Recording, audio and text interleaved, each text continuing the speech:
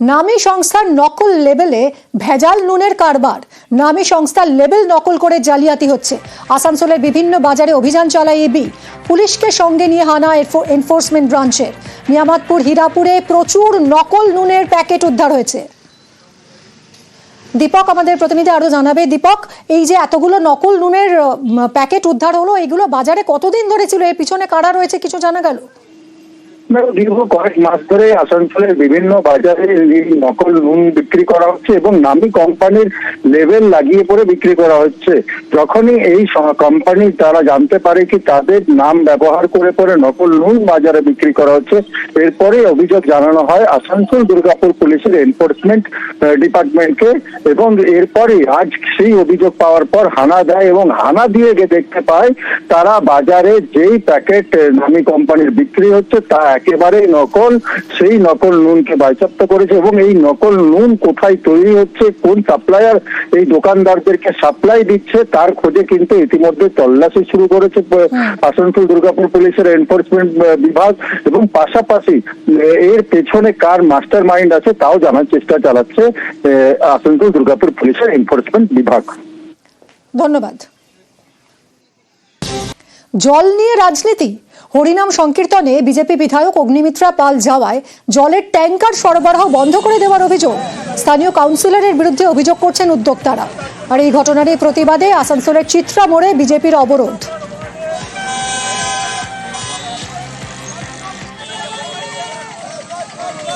এখানে জল আসা বন্ধ হয়ে গেছে, কারণ হচ্ছে এখানে বিজেপি বিধায়ক ঢুকেছে বলে।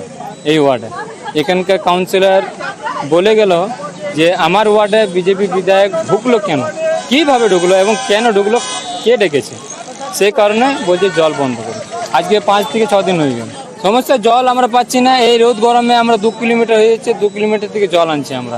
অগ্নিমিত্রা দিয়ে আসার পর এখানে জল বন্ধ হয়েছে। আমরা এখন চাইছি যে আমাদের পার্মানেন্টলি কোনো সলিউশন হোক। কথা বলবো দীপক আমাদের প্রতিনিধির সঙ্গে। দীপক, এই যে অভিযোগ উঠছে যে কেন অগ্নিমিত্রা পাল গেলেন, কেন বিজেপির নেত্রী গেলেন, সেই জন্য জল বন্ধ করে দিলেন তৃণমূল কাউন্সিলর, তাদের পক্ষ থেকে কি বলা হচ্ছে? কেন জল পাচ্ছেন না এলাকার মানুষ? দেখো, স্থানীয় মানুষের অভিযোগ হচ্ছে কি তাদের হরিনাম কীর্তনের অনুষ্ঠানে আমন্ত্রণ জানানো হয়েছিল, যেমন বিধায়ককে ঠিক তেমনই মেয়রকে এবং স্থানীয় কাউন্সিলরকেও আমন্ত্রণ জানানো হয়েছিল কোনো রাজনৈতিক রং না দেখে। কিন্তু বিধায়ক অগ্নিমিত্রা পাল যে তিনি আমন্ত্রণ পেয়ে অনুষ্ঠানে উপস্থিত হওয়াতে তার রোষ গিয়ে পড়লো পানীয় জলের উপরে। স্থানীয় কাউন্সিলর পানীয় জলের পরিষেবা বন্ধ করে দিয়েছে। গত 5 দিন ধরে ঠিক একই ভোগান্তিতে ভুগছিল এলাকার মানুষ, এমনটাই অভিযোগ করছেন। কিন্তু স্থানীয় কাউন্সিলরের পাল্টা দাবি যে পানীয় জলের ট্যাঙ্কার সেই গ্রামের পানীয় জলের সরবরাহ করে থাকে, পানীয় জল পরিষেবা দিয়ে থাকে, সেই গাড়িতে গন্ডগোলের কারণে সেই গাড়ি বিকল হয়ে যাওয়ার কারণে গত কয়েকদিন অন্য গাড়িতে কেন জল দেওয়া গেল না, এই প্রশ্ন তো থাকবেই। অনেক ধন্যবাদ দীপক। ওই পাড়াতে 2টো ট্যাঙ্কার যেত, সেখানে একটা ট্যাঙ্কার যাচ্ছে আর একটা ট্যাঙ্কার 2-4 দিন বন্ধ ছিল, তার জন্য আবার আজকে থেকে যাচ্ছে ট্যাঙ্কার। আজকে গিয়ে ট্যাঙ্কার ওখানে দাঁড়িয়েও আছে। একটুখানি কিছু প্রবলেম হয়েছিল ট্যাঙ্কারে, গাড়ি ঘোড়ার ব্যাপার। কোনো জায়গায় কি পরিষেবা দেন উনি অগ্নিমিত্রা পাল? আমরাই দিই পরিষেবাটা। এটা ভুল ধারণা। পরিষেবা সে বিজেপি করুক, সিপিএম করুক, কংগ্রেস করুক, আমরা সেটা দেখে চলি না। আমাদের পরিষেবা দেওয়ার কাজ, আমরা পরিষেবা দিয়ে যাব। দিলীপ কুণাল জলতরজা। বিজেপি জোট সরকার শাসিত মহারাষ্ট্রের একাংশে তীব্র জল সংকট, সেই নিয়ে সোশ্যাল মিডিয়ায় পোস্ট করেছেন প্রাক্তন বিজেপি সাংসদ দিলীপ ঘোষ। আর এরপরই খোঁচা তৃণমূল নেতা কুণাল ঘোষের। এক্স হ্যান্ডেলে তাঁর পোস্ট, মহারাষ্ট্রেও বাংলার মতো জল ভরো চালু করা উচিত।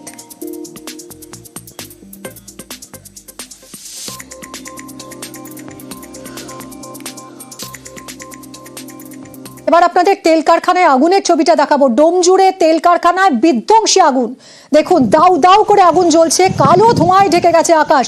ঘটনাস্থলে দমকলের 4টি ইঞ্জিন। ডোমজুড়ে তেল কারখানায় বিধ্বংসী আগুন, ভয়াবহ আগুনের গ্রাসে ডোমজুড়ের এই তেল কারখানা এবং এখানে দমকলে ঢুকতে রীতিমতো বেগ পেতে হয়, কারণ অত্যন্ত সরু রাস্তা। শুধু তাই নয়, জলেরও কোনো বন্দোবস্ত নেই। ঝাপড়দাহ এলাকা, ডোমজুড়ের ঝাপড়দাহ এলাকার অয়েল ফ্যাক্টরি, আর সেখানেই ভয়াবহ এই আগুন। কথা বলবো দেবাশিসের সঙ্গে। দেবাশিস, এখন কি পরিস্থিতি?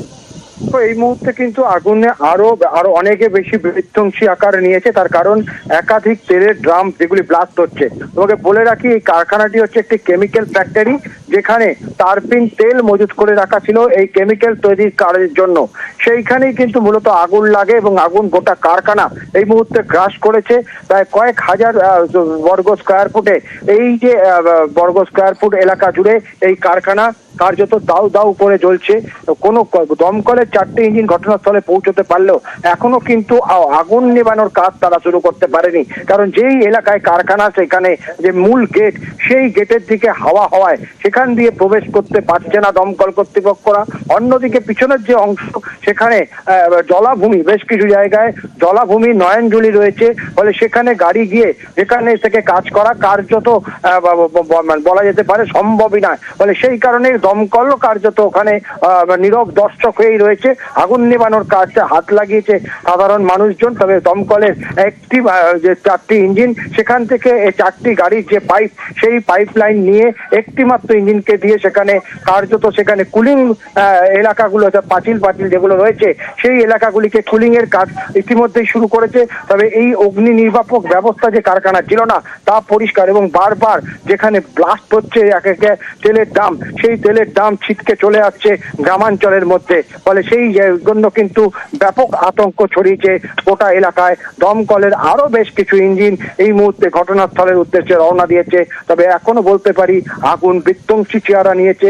এই যে গোডাউন বা যে কারখানা ছিল কেমিক্যাল, তার আশেপাশে বেশ কয়েকটি ছোট ছোট কারখানা, সেগুলিতেও কিন্তু আগুন ছড়িয়ে পড়ার আশঙ্কা রয়েছে। মিমি, দেবাশিস, এই কারখানার আশেপাশে কি জনবসতি আছে? কারখানার ভিতরে কেউ কি আটকে থাকতে পারে? কি জানা যাচ্ছে এখনো সেই সব বিষয়? দেখো, এখনো পর্যন্ত সেখানকার বেশ কয়েকজন কর্মচারীর সঙ্গে কথা বলা গেছে। তাদের দাবি, যারা কাজ করছিলেন তারা প্রত্যেকেই তারা বেরিয়ে আসতে পেরেছে।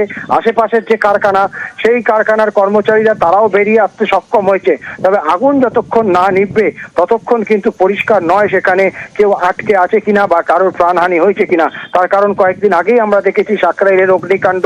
আগুন নেভানোর পরে কিন্তু এক যুবকের মৃতদেহ উদ্ধার হয়েছিল এক শ্রমিকের। ফলে দমকল মনে করছে আগুনের উচ্চস্থলে পৌঁছানো, আগুন নেভানোর কাজ শুরু করা কিভাবে সম্ভব হয়, সেই নিয়েই কিন্তু পরিকল্পনা করছে।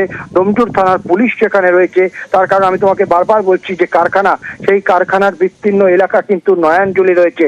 ফলে সেখানে গাড়ি নামিয়ে সেখানে কোনো রকম ভাবে আগুন নেভানোর কাজ করা একেবারেই দমকলের পক্ষে সম্ভব নয়। আর কারখানার যে মূল গেট, সেদিকে হাওয়া হওয়ায় সেদিক থেকে কিন্তু আগুন এবং লেলিয়ান শিখা, অন্যদিকে ধোঁয়া ঢেকে যাওয়ায় সেখান দিয়েও দমকল কিন্তু পৌঁছে কাজ করতে পারছে না। ফলে এই যতক্ষণ না এই কেমিক্যালের যত ড্রাম রয়েছে, দাহ্য পদার্থ যতক্ষণ না পুড়ে খাক হচ্ছে, ততক্ষণ কিন্তু এই আগুন নিয়ন্ত্রণে আসা কার্যত অসম্ভব।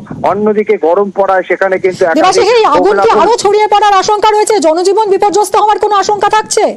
দেখো, জনজীবন বিপর্যস্ত হওয়ার আশঙ্কা নেই। তার কারণ যে মূল রোড, হাওড়া আমতা রোড, তার অনেকটা ভিতরেই একটি ফাঁকা জমি, কার্যত নয়নজুলি জলাজমির মধ্যে ছিল। সেই জলাজমির মধ্যেই কিন্তু এই কারখানা, জলাজমি বুঝিয়ে কারখানা হয়েছে। ফলে জনজীবন সেখানে স্বাভাবিক। মানে বেআইনি ভাবে তৈরি হয়েছিল এই কারখানা, জলাজমি বুঝিয়ে এই গোডাউন? দেখো, অবশ্যই যে এই বিষয়গুলো তো তদন্ত সাপেক্ষ বিষয়। পুলিশের তরফ থেকেও বলা হচ্ছে কে বা কারা অনুমতি দিয়েছিল এই কারখানা করার জন্য, সেগুলো খতিয়ে দেখা হবে। তবে যেটা সবচেয়ে বড় বিষয়, এই গরমে গোটা এলাকা জুড়ে হোগলা বন রয়েছে। ফলে এই আগুন ব্লাস্ট করে, যে ড্রামগুলি ব্লাস্ট করে কিন্তু ছিটকে সেগুলি গ্রামের দিকে যাচ্ছে, হোগলা বনের দিকে যাচ্ছে। ফলে সেখানে যদি আবার নতুন করে আগুন লাগে, তাহলে কিন্তু আশেপাশের যে রাজাপুর গ্রামগুলি রয়েছে, সেই গ্রামেও কিন্তু আগুন ছড়িয়ে পড়ার একটা আশঙ্কা থাকতে পারে। তবে দমকলের তরফ থেকে সেই এলাকাগুলি যেখানে ড্রাম ব্লাস্ট করে গ্রামের অংশ আগুন ছিটকে পড়ছে, সেইগুলিকে কিন্তু কুলিং করা হচ্ছে, যাতে সেখান থেকে আর নতুন করে আগুন না ছড়ায়। তবে দমকলের তরফ থেকে আরো বেশ কিছু ইঞ্জিন সেখানে পৌঁছানোর পর সেখানে কিন্তু আগুন নেভানোর কাজ তারা কার্যত করতে পারবে। বড় গাড়ি যদি ঢুকতে পারে, সেক্ষেত্রে আগুন নেভানোর কাজটা অনেকটাই স্বাভাবিক হবে বলে আগুনের উৎসস্থলে এখনো পৌঁছতেই পারেনি দমকল। দমকল কি তাহলে আগুন নেভানোর চেষ্টাই শুরু করতে পারেনি এখনো? দেখো বারবার করে বলছি যে দমকলের একটি মাত্র উইন্ডো রয়েছে, সেটা হচ্ছে কারখানার মূল গেট, কিন্তু আগুনের যে লেলিয়ান চিকা যেহেতু হাওয়া দিচ্ছে, সেই হাওয়াতে কিন্তু আগুনের যে মূল গেট কারখানা সেই গেটের দিকেই রয়েছে, ফলে সেখানে পৌঁছে আগুন নেভানোর কাজ শুরু করা, কারখানার ভিতরে অগ্নিস্থলে পৌঁছানো, তা কার্যত দমকলের কাছে একেবারেই দমকল পৌঁছতে পারছে না। ফলে দমকল যেটা করছে সেটি হচ্ছে এই আগুন ছিটকে ছিটকে বিস্তীর্ণ এলাকায় যে গ্রামের পড়ছে সেইগুলিকে কুলিং করা এবং পিছনের দিক দিয়ে বড় পাইপ লাগিয়ে, অর্থাৎ 4টে গাড়ির এক পাইপ একটি দমকলের ইঞ্জিনের সঙ্গে লাগিয়ে সেই বড় পাইপ তৈরি করে কয়েকশো মিটার দূরে গিয়ে তারা কিন্তু সেই আগুনে জল ঢালার চেষ্টা শুরু করেছে ইতিমধ্যে, তবে এখনো কার্যত সেই কাজ শুরু করতে পারেনি দমকল। ফলে দমকল মনে করছে যতক্ষণ না এই লেলিহান শিকা অর্থাৎ যেখানে কেমিক্যাল মজুত রয়েছে তা যতক্ষণ না পুড়ে যাবে ততক্ষণ কিন্তু সেই আগুন নেভানোর পুরো দমে কাজ শুরু করা তা কিন্তু কার্যত বৃথাই বলা যেতে পারে। এখন কি তাহলে 5টা ইঞ্জিন রয়েছে ঘটনাস্থলে? দেখো এখনো পর্যন্ত ঘটনাস্থলে 5টি ইঞ্জিন রয়েছে এবং আরো বেশ কিছু ইঞ্জিন হাওড়া এবং কলকাতা থেকে সেখানে অর্থাৎ ঘটনাস্থলের উদ্দেশ্যে রওনা করা হচ্ছে। তবে দমকল এবং পুলিশের তরফ থেকে বলা হয়েছে আগুনে আটকে পড়া বা আগুনে হতাহত নিহতের কোনো খবর এখনো পর্যন্ত তাদের কাছে নেই। তবে আগুন নিয়ন্ত্রণে না আনতে পারলে আরো ভয়ঙ্কর চেহারা নেবে গোটা এলাকা, রাজাপুর, ঝাপড়দাহ গোটা এলাকা। ফলে আগুন নেভানো, আগুন কন্ট্রোল করা প্রথম মুখ্য কাজ এই মুহূর্তে দমকলের। এই দমকলকে সাহায্য করতেই 5টা ইঞ্জিন পৌঁছলেও আরো বেশ কিছু দমকলের গাড়ি ঘটনাস্থলের উদ্দেশ্যে রওনা দিয়েছে। সঙ্গে থাকো তুমি দেবাশিস। ভয়াবহ অগ্নিকাণ্ড দেখুন, ডোমজুড়ে তেলের গোডাউনে আগুন লেগেছে এবং অত্যন্ত দাহ্য রাসায়নিক মজুত রয়েছে এই গোডাউনে, ফলে আগুন দ্রুত ছড়িয়ে পড়ে এবং চারপাশে শুকনো হোগলার বন রয়েছে। এক একটি রাসায়নিকের ড্রাম বাস্ট করছে এবং তার ফলে আগুন ছিটকে গিয়ে পড়ছে এবং এই শুকনো হোগলার বনে যদি কোনোভাবে এই আগুন লেগে যায় তাহলে আরো ছড়িয়ে পড়ার আশঙ্কা। চারপাশের গ্রামগুলোতে এই আগুন যাতে কোনোভাবে না পৌঁছয়, যাতে গ্রাস করতে না পারে আগুন, সেই চেষ্টাই করছে এই মুহূর্তে দমকল। ইতিমধ্যে 5টি ইঞ্জিন পৌঁছেছে। জলাজমি বুঝিয়ে বেআইনিভাবে তৈরি হয়েছিল এই গোডাউন এবং এই গোডাউনের যেখানে আগুন লেগেছে সেই জায়গা পর্যন্ত দমকল পৌঁছতেই পারছে না, এতটাই সরু রাস্তা। শুধু তাই নয়, জলের অভাব রয়েছে, ফলে 4টি ইঞ্জিনের জলের ট্যাঙ্ক থেকে বড় একটা পাইপ সংযোগ করে সেই পাইপ থেকে জল দিয়ে আগুন নেভানোর চেষ্টা শুরু করেছেন দমকল কর্মীরা। আরো অনেক ইঞ্জিন এই মুহূর্তে নিয়ে আসা হচ্ছে ঘটনাস্থলে, কারণ আগুনের তীব্রতা, আগুনের ভয়াবহতা অত্যন্ত বেশি এবং যেহেতু অত্যন্ত দাহ্য কেমিক্যাল মজুত রয়েছে, ফলে আগুন কিছুতেই বশে আনা যাচ্ছে না। এই মুহূর্তে আমাদের সঙ্গে ঘটনাস্থল থেকে রয়েছেন আমাদের প্রতিনিধি, প্রত্যেক মুহূর্তের ছবি আপনাদের সামনে তুলে ধরছেন। দেবাশিস, গোডাউনের মালিকের কোনো খোঁজ মিলেছে? না দেখো, এখনো পর্যন্ত অবশ্যই খোঁজ মিলেছে, তার কারণ আশেপাশে যে কারখানা তার লিস্ট খুঁজে কিন্তু তার নাম পাওয়া গেছে। তবে এখনো পর্যন্ত পুলিশের তরফ থেকে তাকে খোঁজাখুঁজির তরফে করা হয়নি এবং ইতিমধ্যেই কারখানায় কেউ আটকে আছে কিনা তার খোঁজ খবর যেরকম চালানো হচ্ছে, যে কারখানার মালিক তাদেরকে কিন্তু খবর দেওয়া হয়েছে তারা যেন সরাসরি পুলিশের সঙ্গে যোগাযোগ করে। তার কারণ কারখানার কোথায় কি মজুদ ছিল সেই জায়গা যদি পরিষ্কার না হয় তাহলে এত বড় অগ্নিকাণ্ডকে কন্ট্রোলে আনতে যথেষ্ট বেগ পেতে হবে। তবে এই যে কারখানাগুলি এই এলাকায় নয়নজুলি বুঝিয়ে একের পর এক কারখানা তৈরি হওয়া, তার খেসারত কার্যত আজকে এই অগ্নিকাণ্ডের জেরে কিন্তু দিতে হচ্ছে। যেখানে জলাভূমি বুঝিয়ে একের পর এক কারখানা এবং সেখানে পর্যাপ্ত গোটা রাস্তা তৈরি না করা এবং বেআইনিভাবে এই এত বড় কেমিক্যাল ফ্যাক্টরি, সেখানে কোনো অগ্নি নির্বাপক ব্যবস্থা সেখানে নেই। ফলে এই সব বিষয়ের উপরেই কিন্তু পুলিশ এবং দমকল নজরদারি করছে। পুলিশ এবং প্রশাসনের তরফ থেকে যেটা বলা হচ্ছে, আগুন নিয়ন্ত্রণে আনা, মানুষকে স্বাভাবিক পথে নিয়ে আসা, সেটিকেই কিন্তু আগে চেষ্টা করা হচ্ছে। কারণ আগুন যতক্ষণ না নিভবে ততক্ষণ কিন্তু এলাকায় একটা উত্তেজনা রয়েছে, আতঙ্ক রয়েছে আগুন ছড়িয়ে পড়ার। কোন রকম নিয়ম নীতি তোয়াক্কা না করে এই গোডাউন তৈরি হয়েছিল। গোডাউনের মালিক এখন কি বলছে, তার কি বক্তব্য? এখনো পর্যন্ত মালিকের সঙ্গে আমরা কথা বলে উঠতে পারিনি। তবে একটা পরিষ্কার যে পুলিশের তরফ থেকে আমরা পুলিশের সঙ্গে কথা বলেছি, পুলিশের দাবি তারা কিন্তু মালিক এবং কারখানা কর্তৃপক্ষ যারা ছিলেন তাদেরকে খোঁজ করা হচ্ছে, তাদেরকে খবর দেওয়া হয়েছে। তার কারণ আমি আবারও বলছিলাম যে এই যে এত বড় একটি কারখানা, তার রুট কোথায়, তার পৌঁছানো কোথায় দিয়ে কারখানায় পৌঁছানো যায়, তার রুট যতক্ষণ না পাবে, যার মানচিত্র যতক্ষণ না পাবে ততক্ষণ কিন্তু একবারে আগুনের স্থলে পৌঁছে আগুন নেভানোর কাজ তা কার্য কার্যত করতে পারবে না দমকল। এই জন্যই সেখানকার কর্মী এবং কারখানা কর্তৃপক্ষের সঙ্গে খোঁজখবর কথা বলে তার ব্যবস্থা শুরু করা হয়েছে। তবে দমকলের তরফ থেকে কিন্তু কাজ করতে এসে তারা পরিষ্কার জানিয়েছে কারখানায় কোনো অগ্নি নির্বাপক ব্যবস্থা ছিল না। কারণ যেখানকার লেবাররা যারা কাজ করছিলেন তারাও কিন্তু কার্যত বেরিয়ে এসেছিলেন, তারাও আগুন নেভানোর প্রাথমিকভাবে কোনো চেষ্টা তারা করতে পারেনি। সবচেয়ে বড় বিষয় হচ্ছে এই গোটা এলাকা পুরো জলাভূমি এলাকা, সেই জায়গায় দাঁড়িয়ে মেন রাস্তা থেকে অনেকটা ভিতরে সেখানে গিয়ে এরকম ভাবে মাটির রাস্তা তৈরি করে সেখানে কারখানা তৈরি করা, সেই কারখানা তৈরি করে অগ্নি নির্বাপক ব্যবস্থা না রাখা, দমকল পৌঁছানোর মতন ব্যবস্থা না রাখা, তার খেসারত দিতে হচ্ছে আজকে। এলাকায় মানুষ কিন্তু যথেষ্ট উত্তেজিত রয়েছেন। তাদের অভিযোগ বারবার করে পুলিশ প্রশাসনকে কিন্তু এর আগেও একাধিকবার অভিযোগ করা হয়েছিল এই এলাকায় একাধিক এরকম কারখানা রয়েছে যা কিন্তু নিয়ম না মেনেই কাজ করা হচ্ছে। তারপরেও কিন্তু পুলিশ বা প্রশাসনের তরফ থেকে কিছু করা হয়নি এবং আজকে এই আগুন তা কিন্তু একবারে সাধারণ মানুষের অভিযোগ তা কিন্তু প্রমাণ করলো সাধারণ মানুষ চোখে আঙুল দিয়ে দেখিয়ে দিচ্ছে আজকের এই ঘটনা। দেবাশিস, ঠিক কিভাবে কি প্রসেসে এই মুহূর্তে আগুন নেভানোর চেষ্টা করছেন দমকল কর্মীরা, একটু যদি বলো।